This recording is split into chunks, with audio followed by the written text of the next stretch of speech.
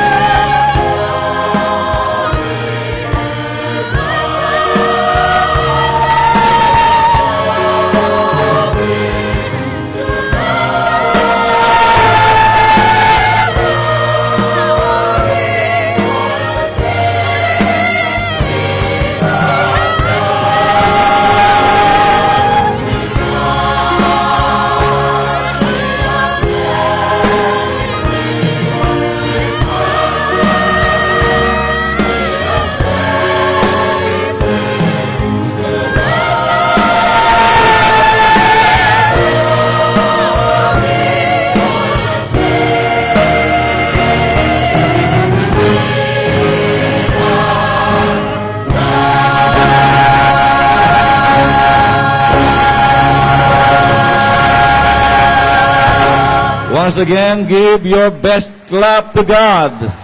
Hallelujah. Glory to God. Brothers and sisters in Christ, I have good news for you. According to Acts chapter 2, 36, 39, it says, "Therefore let all Israel be assured of this. God has made this Jesus whom you crucified, both Lord and Messiah." When the people heard this, they were cut to the heart and said to Peter and the other apostles, "Brothers, what shall we do?" Peter replied, "Repent and be baptized, every one of you, in the name of Jesus Christ, for the forgiveness of your sins, and you will receive the gift of the Holy Spirit. The promise is for you and your children, and for all who are far off, for all whom the Lord our God will call." Kaya't dapat malaman ng buong Israel na itong si Jesus na ipinako ninyo sa krus, siya ang ginawa ng Diyos na Panginoon at Kristo. Nabagabag ang kanilang kalooban ng marinig ito. At tinanong nila si Pedro at ang mga apostol, "Mga kapatid, anong gagawin namin?" Sumagot si Pedro, "Pagsisihan ninyo talikdan ang inyong mga kasalanan at magpabautismo kayo sa pangalan ni Hesukristo upang kayo'y patawarin at ipagkakaloob sa inyo ang Espiritu Santo, sapagkat ang pangako'y para sa inyo at sa inyong mga anak at sa lahat ng nasa malayo, sa bawat tatawagin ng Panginoong Diyos." Purihin natin ang Panginoon.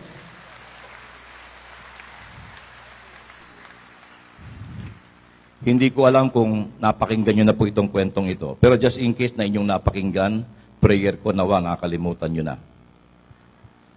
So, meron po akong kasama dating preacher dun sa Canada. True story. Preacher po siya, at yung kanyang sister wife, at yung kanyang 4 na anak na puro babae, kung di ako nagkakamali, ay nandun na lahat. Ang kwento niya, nung sila nasa Pilipinas pa, sila nag-aambisyon mag-migrate sa Canada. Malaki gastos, malaki ang halagang gugugulin para sila'y makapangibang bansa at doon na mamalagi for good. Kaya sila nagpe-pray, silang mag-asawa ay charismatic na. Nagka-charismatic na although wala pa sa El Shaddai. So meron na po silang personal relationship with God. At sila po ay nagpe-pray sapagkat napakalaki ng perang kailangan. At ang kanila pong inaasahan ay maibenta ang kanilang bahay at lupa. Pero hindi mabenta-benta, mga kapatid. Kaya lagi siya nagpe-pray sa Diyos tungkol sa halagang kanilang kakailanganin. At dahil sila'y mananampalataya at humihiling sa Panginoon, ay sabi, "Lord, give us sign kung anong dapat namin gawin para yung halagang kinakailangan namin ay makamtan po namin." Kape-pray. Habang siya nagpe-pray yung lalaki, biglang may mensaheng dumating sa kanya. Ito mensahe, repent. Repent. Kaya ang ginawa niya, tumawag siya na magpipintura, pintor. Pinapinturahan nila yung kanilang bahay. Makalipas ang isang buwan, nabenta yung bahay at lupa. At sila'y nandun na ngayon sa Canada at naglilingkod lahat sa Panginoon. Sabi niya, "Mga kapatid, repent pa lang yon. Ano pa kaya kapag tayo nag-repent kung hindi bumuhos ang pagpapala at kapangyarihan ng ating Panginoon?" At nandito ang gagamitin ng ating Panginoon para i-repaint din ang ating pong buhay sa pamamagitan ng Word of God, ang ating servant leader, Brother Mike Z. Velarde.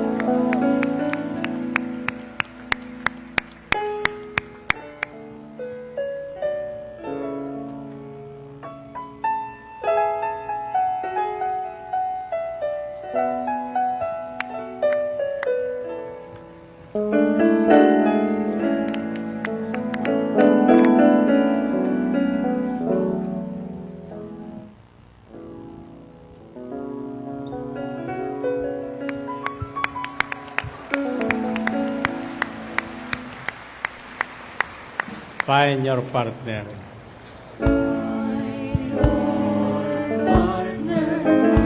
I am something servant leader.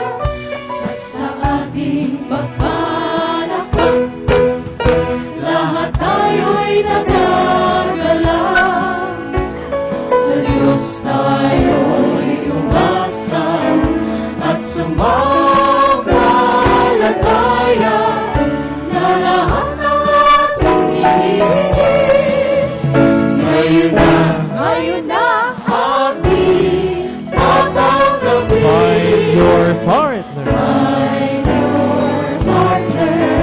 Ayon sa ating servant leader at sa ating papalakpak, lahat tayo'y nagagalang.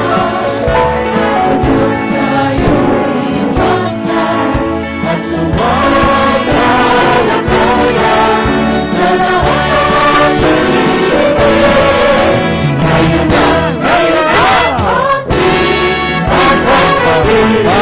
your partner. Find your partner. Ayon sa ating servant leader at sa ating papalakpak, lahat tayo'y nagagalang.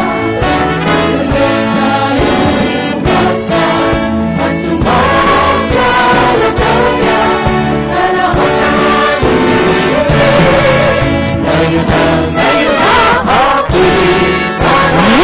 Mabilis pa yan. Find your partner. sa ating servant leader at sa ating papalakpak, lahat tayo'y nagagalaw. Sa Diyos tayo'y umasa at sumagalagayan na lahat ngayon na ating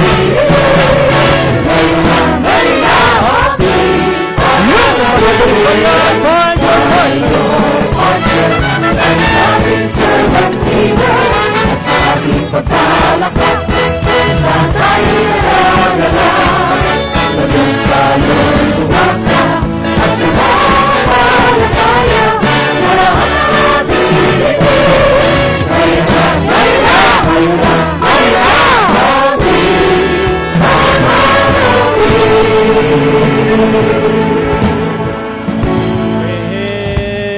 Purihin ang Panginoon. Okay, back to your partner. Ang unang tatanong mo sa partner mo, anong pangalan mo? 1 plus 1. Anong pangalan mo sasagot?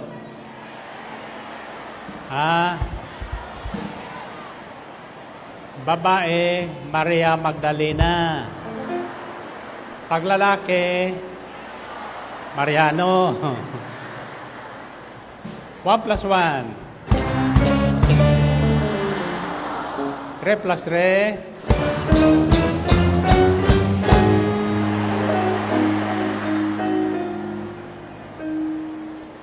Anong pangalan?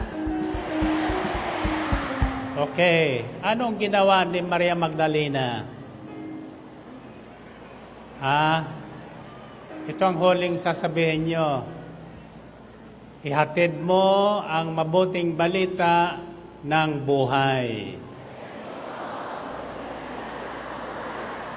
1 plus 1. 3 plus 3.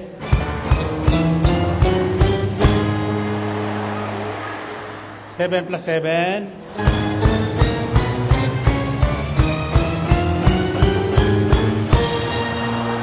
Buhay.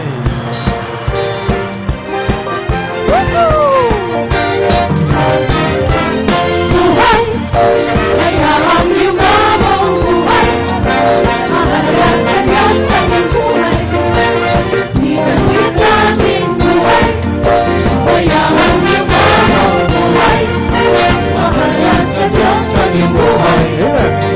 Inulit natin buhay, sa liwanag, sa liwanag,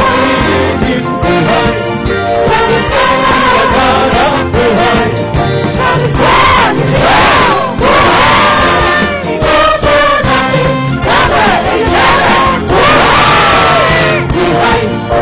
kaya ang iyong bagong buhay, mahalaga sa Diyos ang iyong buhay. Itatuyot natin buhay, kaya ang iyong bagong buhay, mahalaga sa Diyos ang iyong buhay. Itatuyot natin buhay, sa liwanag, buhay, sa liwanag, buhay, sa liwanag, buhay.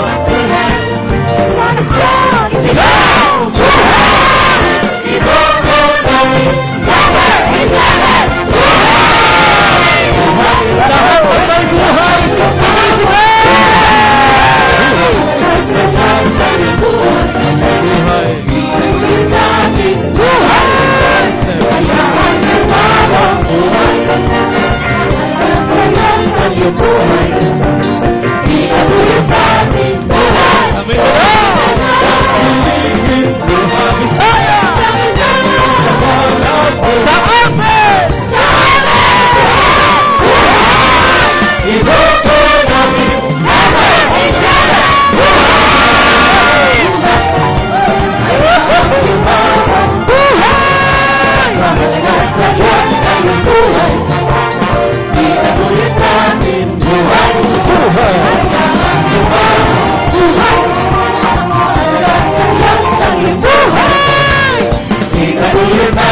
Mindanao! Sa Mindanao,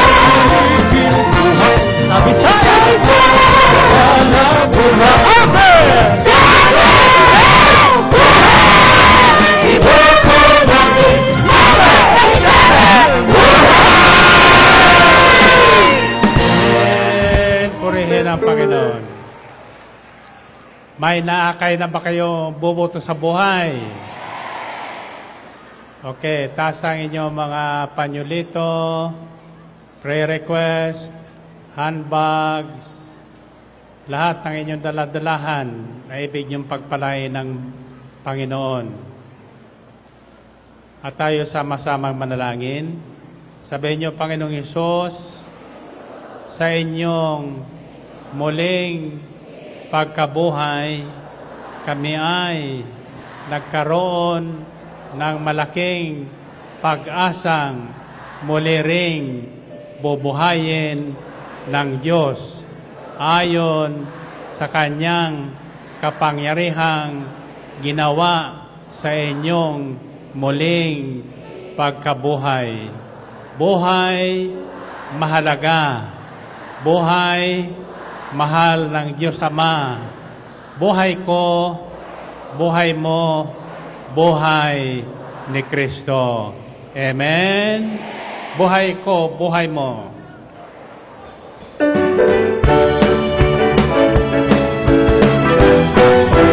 buhay mo, buhay ko, ay mahalaga. Buhay mo, buhay ko, mahal ng Diyos Ama. Buhay mo, buhay ko, buhay ni Kristo. Kaya nabutos ka, mamahalan tayo. Buhay mo, buhay ko, ay mahalaga. Buhay mo, buhay ko, mahal ng Diyos Ama. Buhay mo, buhay ko, buhay ni Kristo. Kaya nabutos ka, mamahalan tayo. Pag-ibig ni Jesus, kapwa'y mahalin. Buhay ay igalang at maunlali. Salita niya'y pakinggan, kalooban niya'y buktin. Upang buhay natin ay pagpalain. Buhay mo, buhay ko, ay mahalaga. Buhay mo, buhay ko, mahal ng Diyos Ama. Buhay mo, buhay ko, buhay ni Kristo. Kaya nabutos ka, magmahalan tayo. Sabihin ni Jesus, kapwa'y mahalin. Buhay ay igalang at maunlari.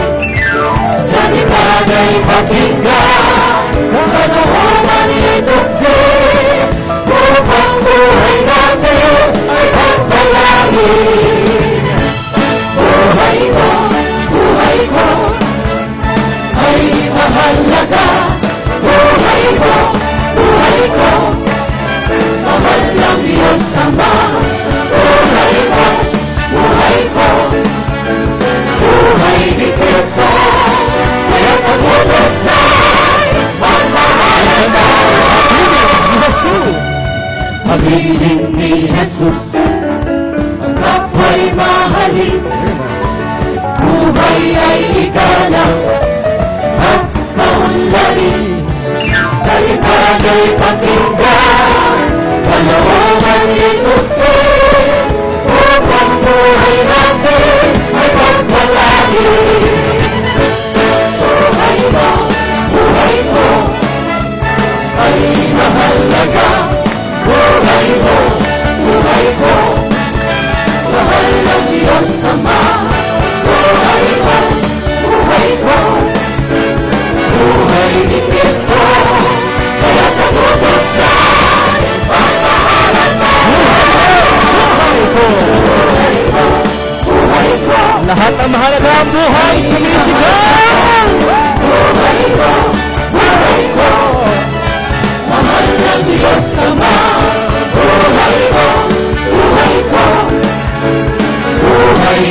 pumuputos na, kaya pumuputos na. Magmahalan tayo, magmahalan tayo, magmahalan tayo, magmahalan tayo.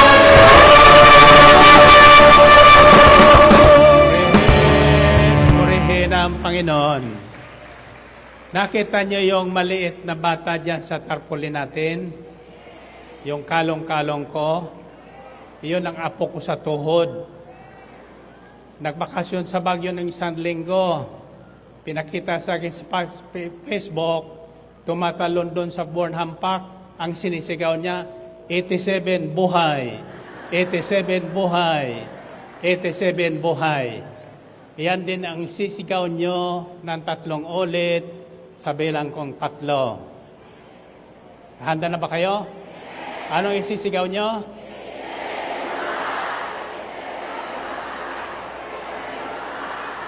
Baka matalo kayo nung aking apo. Apo sa tuhod, nangangampanya na sa buhay. 1, 2, 3. Purihin ang Panginoon. Purihin ang Diyos. Okay. Sabihin nyo ang salitang takot. Ngayon, maraming takot na takot sa lindol. Pag lumindol, takbuhan agad. Bakit nililindol ngayon ang bawat dako? Ang sabi sa kasulatan, everything that will be shaken, will be shaken. Lahat na mayayanig ay yayanigin sa mga huling araw. Subalit nakakaalam kung kailan mangyayari yon. Ano lang ang hindi mayayanig? Ang salita ng Diyos.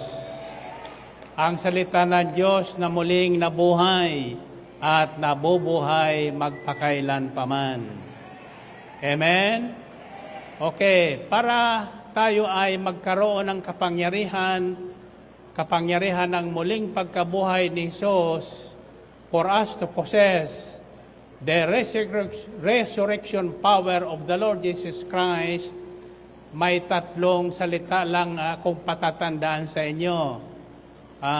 The first word starts with letter H. H. Hagdan. Hagdanan sa kabituonan.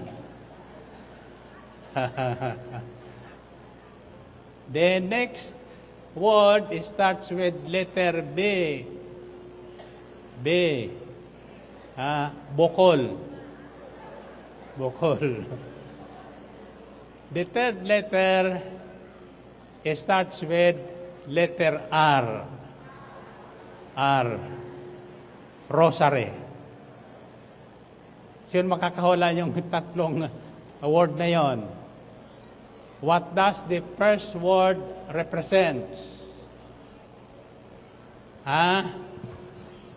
Okay, pakinggan nyo ang good news natin ngayon.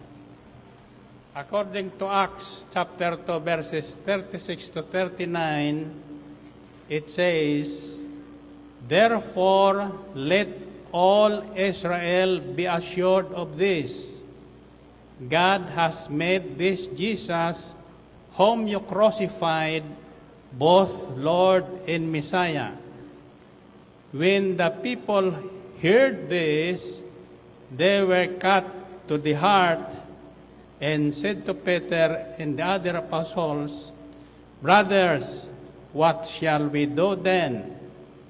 Peter replied, "Repent and be baptized, every one of you, in the name of Jesus Christ, for the forgiveness of your sins, and you will receive the gift of the Holy Spirit. The promise is for you and your children, and for all who are far off, for all whom the Lord our God will call."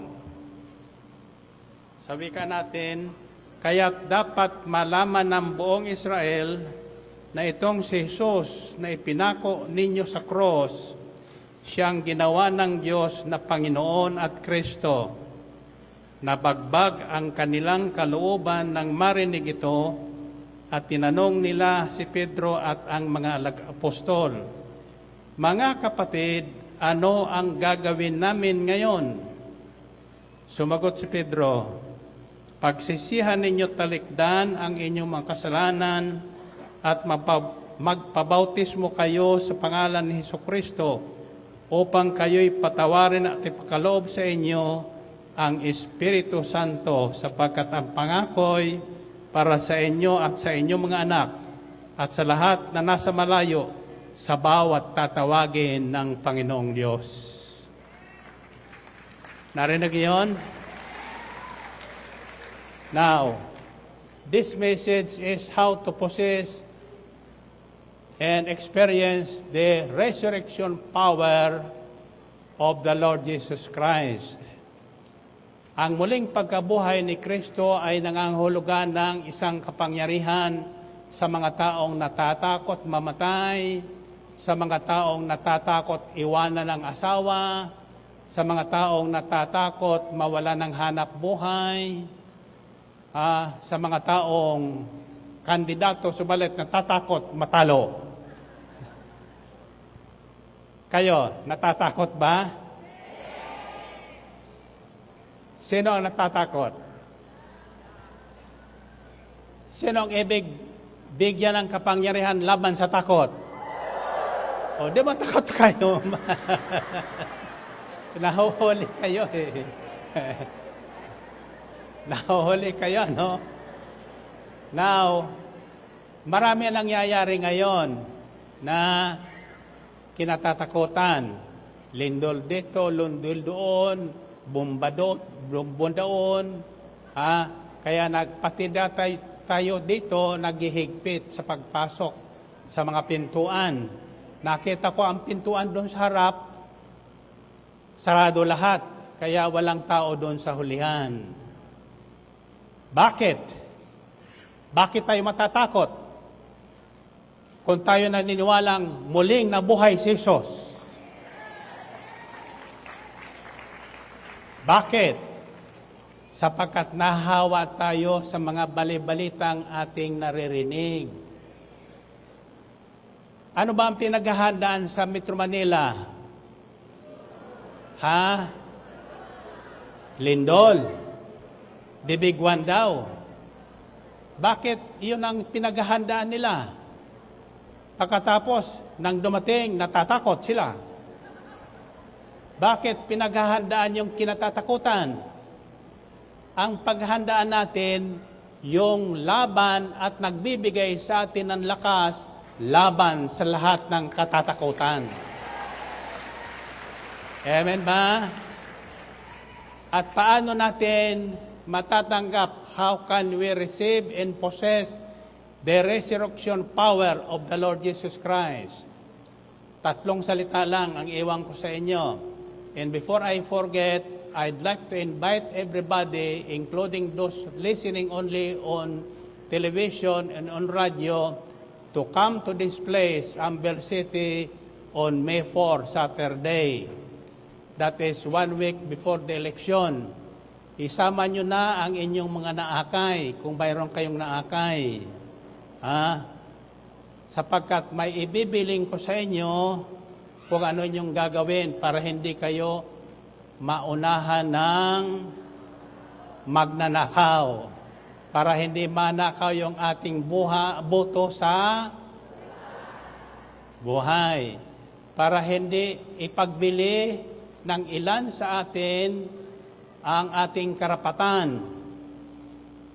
Karapatan magmana ng buhay. Bakit sinabi ng Panginoon, piliin mo buhay? Ayon sa Deuteronomy chapter 30, verse 19, piliin mo buhay. Choose life. Why? Sapagkat ang buhay, ang tao ay mayroon free will. Mayroon tayong layang pumili. Araw-araw, marami ang pinagpipilian natin. Ngayon, yung mga wala rito, pinili nilang hindi makarating dito. Yung mga wala sa loob, pinili nila ang sa labas. Amen ba? Anong suot nyo ngayon? Mayroon daw lumabas sa Facebook. Bawal daw yung naka-short pumasok sa house of prayer. At bawal daw sa babaeng pumasok sa house of prayer na nakapantalon. Ang sabi ko, kung magsusyot man lang kayo at magpapantalon, maghubad na lang kayo. Makakapasok lahat dito ang hubad-hubad. Amen ba? Bakit? Nung una, nang likhain ng Diyos ang tao at lalaki at babae, hubad. Hubot-hubad. Hindi sila nagtitinginan, hindi sila nagsisilipan. Nung magkasala, nagsisilipan na sila. Diba? Ngayon, kapag hubot-hubad ang babae, hindi tinitingnan ng lalaki yan. Nahihiya. Pero kapag naka-miniskirt, tingin ng tingin yan, silip ng silip. Amen ba? So, bakit nagkakaroon ng damit ang tao? Lahat yan negosyo. Negosyo. Nakatutok ang lahat ng tao ngayon sa kikitain. Kikitain. Kaya pag-araw ng gawain, wala rito sapagkat may kikitain sa ibang lugar. Ang nangyayari, wala sila nakikita. Sapagkat kapag ang ating paningin ay tinuon natin sa mga bagay na temporal, yung pamana nating permanente na hindi natin pinaghirapan na nakalaan sa atin ng Panginoon, hindi natin makikita. Amen ba? So, anong dapat gawin natin para yung ating manang hindi natin pinaghirapan tulad ng buhay na walang hanggan? Wala tayong kahirap-hirap dyan. Pinaghirapan na ng ating Panginoong Sokristo. Pinagtisa ng lahat ng bagay hanggang sa namatay at muling nabuhay. Anong instruction sa Biblia? Sabi sa Hebrews 12,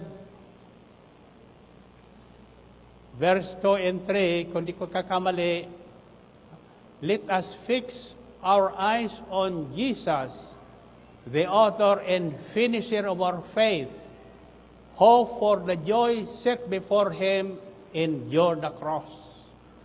Ito natin ang ating paningin, pandinig, pakiramdam kay Kristo lang. Kay Kristo lang. Kay Kristo lang. Huwag sa mga bagay na temporal. Kay Kristo lang, tiwala ko, ang kamatayan niya'y kalwalhatian ko. Sa bawat tagumpay ay sasabihin ko, aking lakas, pag-asa ko, kay Kristo lang, kay Kristo lang, tiwala ko, ang kamatayan niya'y kalwalhatian ko. Sa bawat tagumpay ay sasabihin ko, aking lakas, pag-asa ko.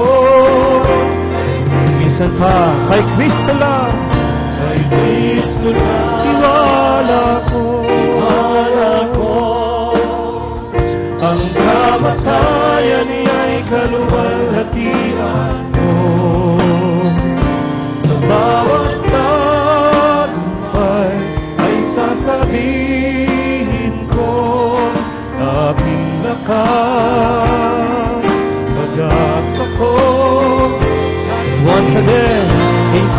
alone. In Christ alone, I place my trust and find my glory in the power of the cross.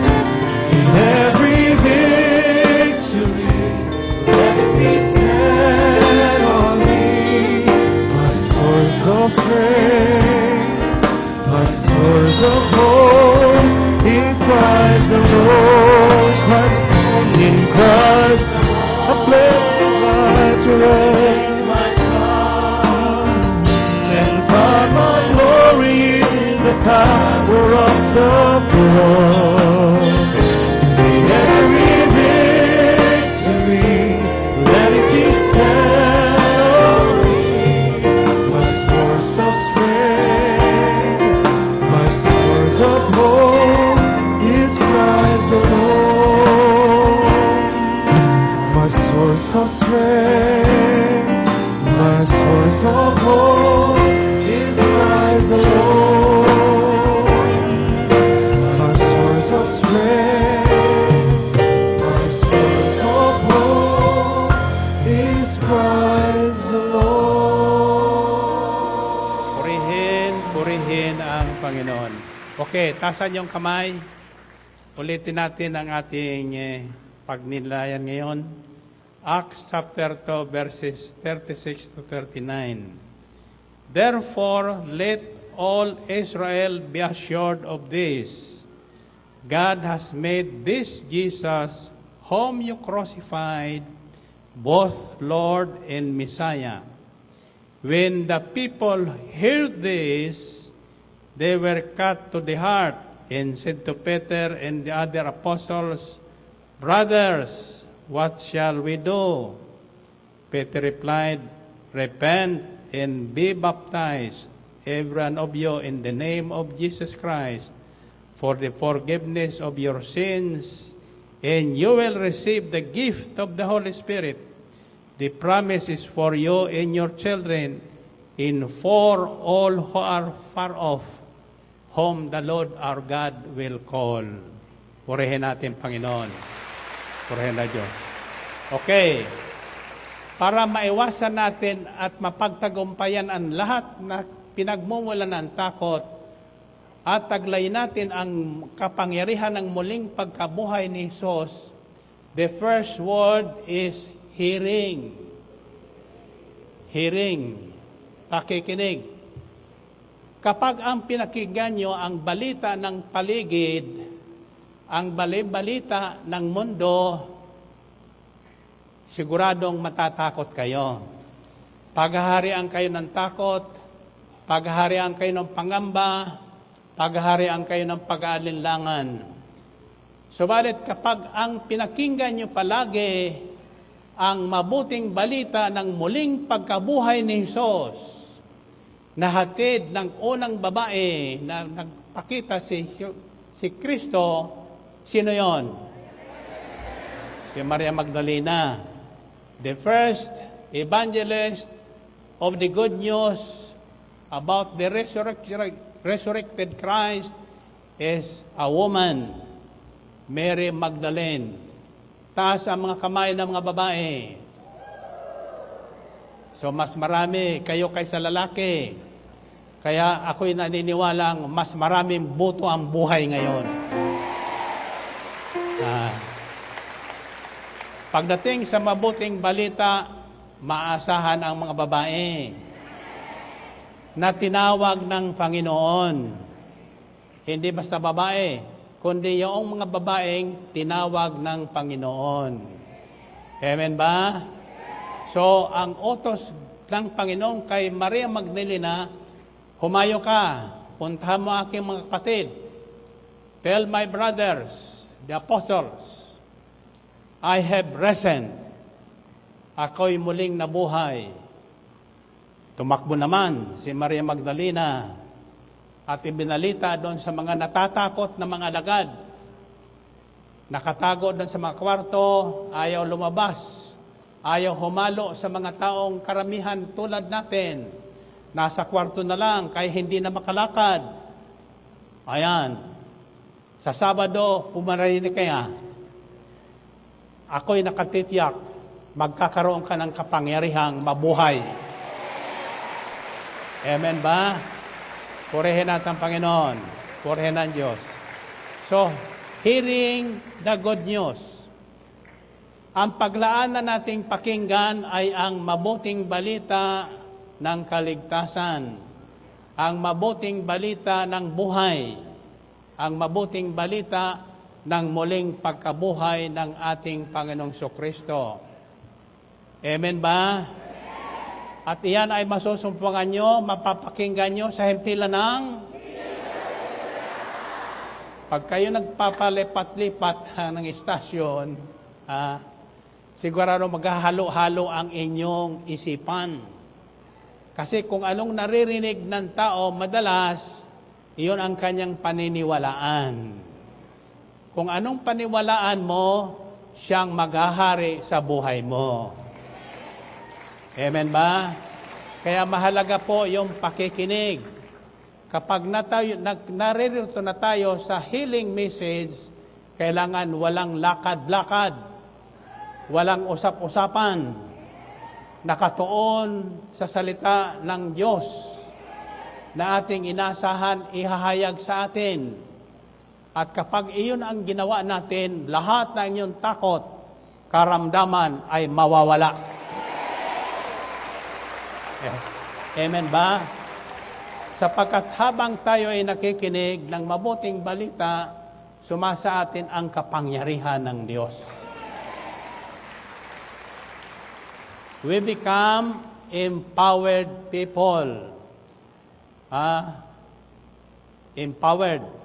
Anong ibig sabihin na empowered?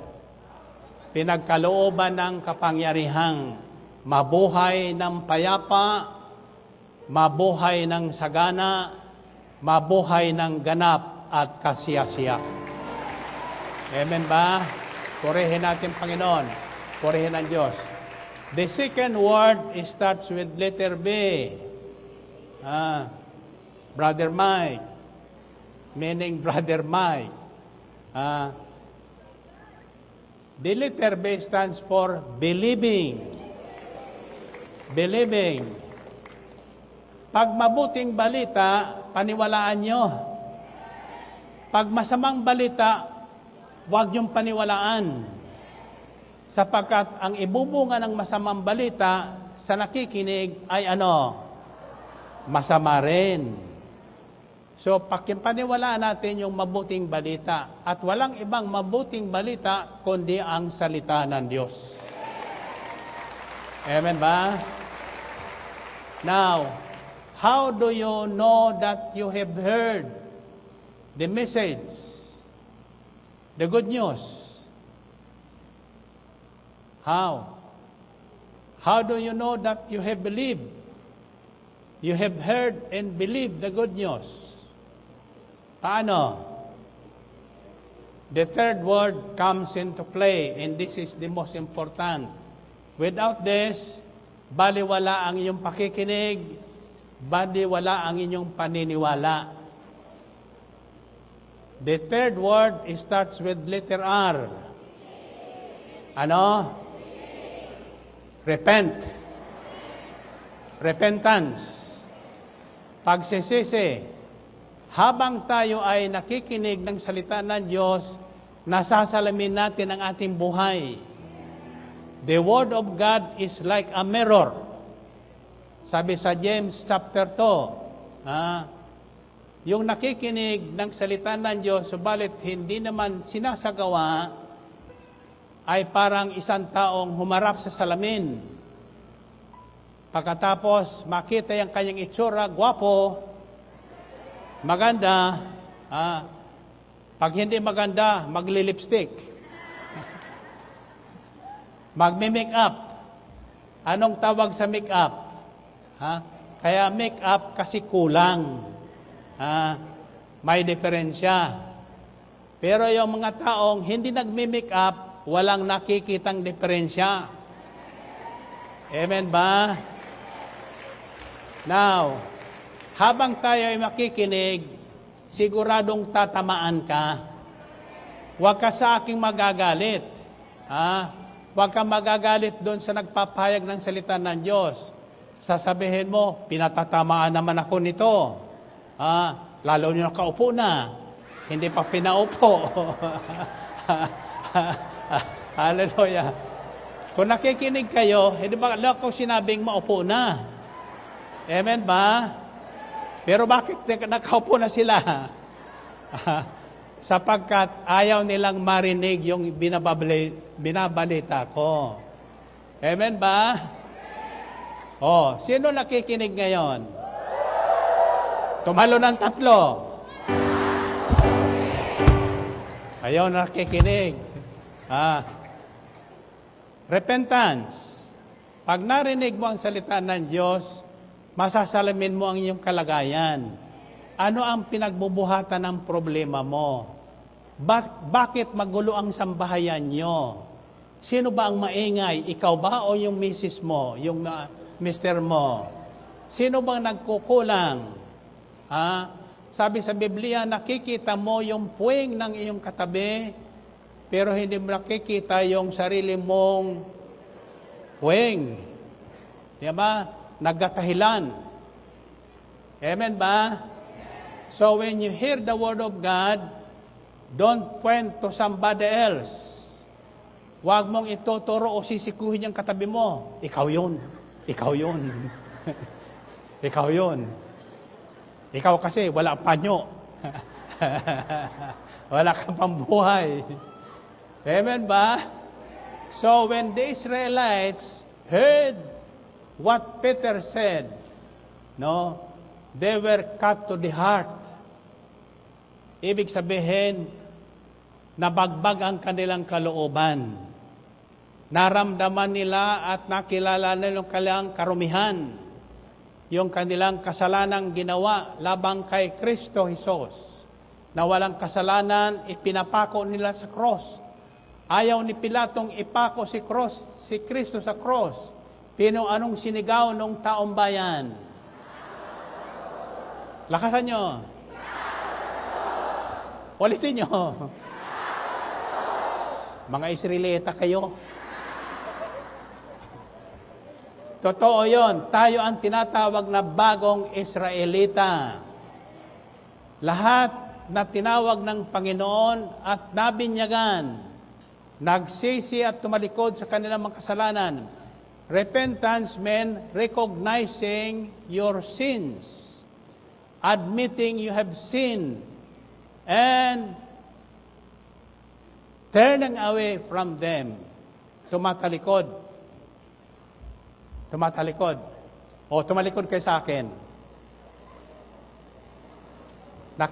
Nakikita niyo pa ako? Okay, balik kayo. Now, pag tumatalikod, 80 degrees lang yon. Hindi 360 degrees. Hindi umiikot. Otherwise, pag umikot ka, babalik ka doon sa dati mong kaharap. Iyan ang kulang sa karamihan. Nagsisisi, umaamin sa kasalanan, nangongumpisal, pero pagdating ng Lunes, nangongopit uli. Nangungutang uli. Kaya hindi makabayad sa utang. Sino may utang? Sinong ibig makabayad sa utang? Okay, tanya yan. Kanina, walang nagtaas sa may utang. Nung makababayad na sa utang, lahat nagtaas. Ibig sabihin, lahat may utang. Okay, taas ang kamay nyo.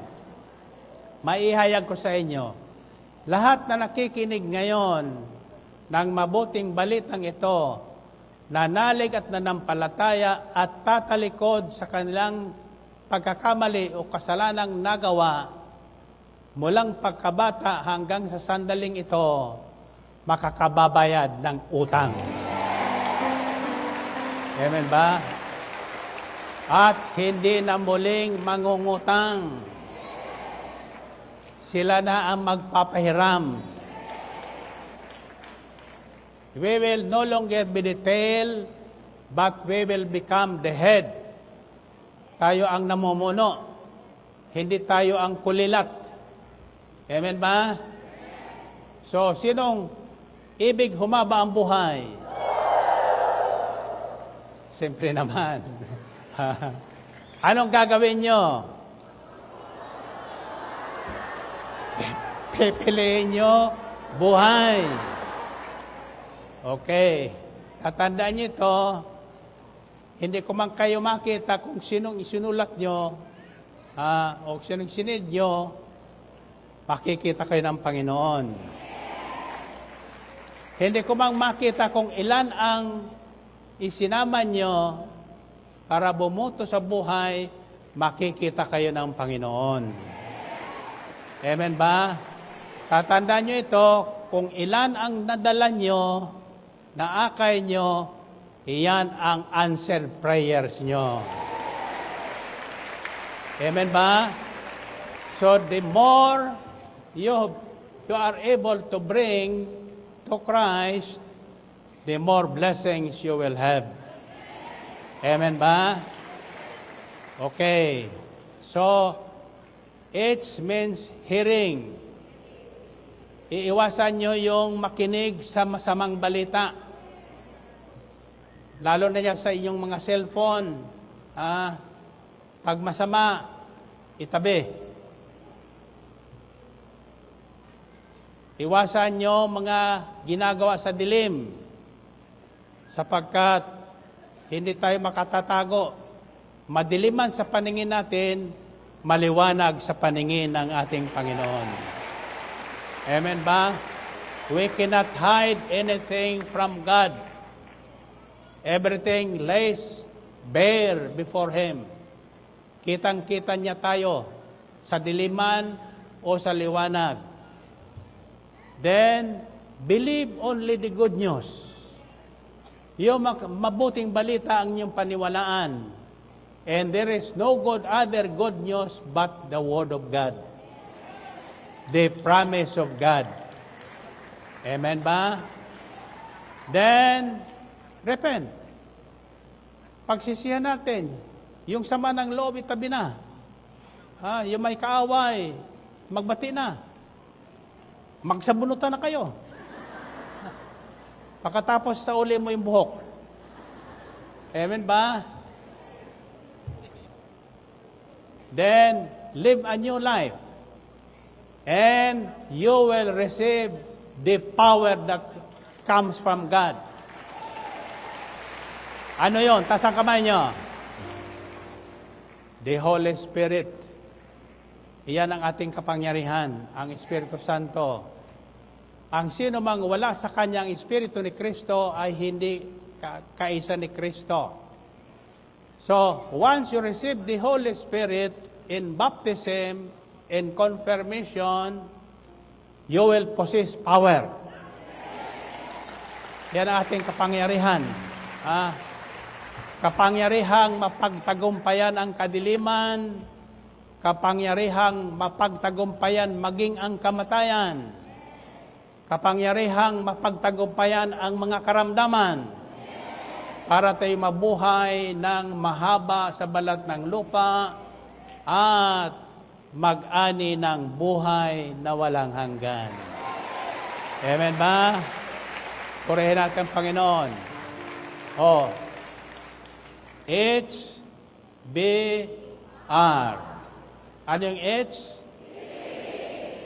B? R? Repentance. Amen ba? Pag sinabing repentance, pagkilala sa kasalanan at pagtalikod, iniiwan yun, nagbabagong buhay. Bago na ang buhay. Hindi ka na nabubuhay para sa'yo. Hindi na ako nabubuhay para sa akin. Kundi para kay Kristo na muling nabuhay. Amen ba? Pag iyan ang ating ginawa, hindi lamang hahaba ang ating buhay, gaganda pa ang ating buhay. Yung ating makulubot, hindi kailangan make-upan. Amen ba? Ang sabi sa Biblia, ang ating pagandahin ay ang ating kalooban. Amen ba? Hindi ang panlabas na anyo. Sapagkat kung anong nasa loob mo, makikita sa mukha mo. Amen ba? Kapag talunan ang nararamdaman mo, makikita sa mukha mo, talunan ka talaga. Pagtatawanan ka ni Satanas. Amen?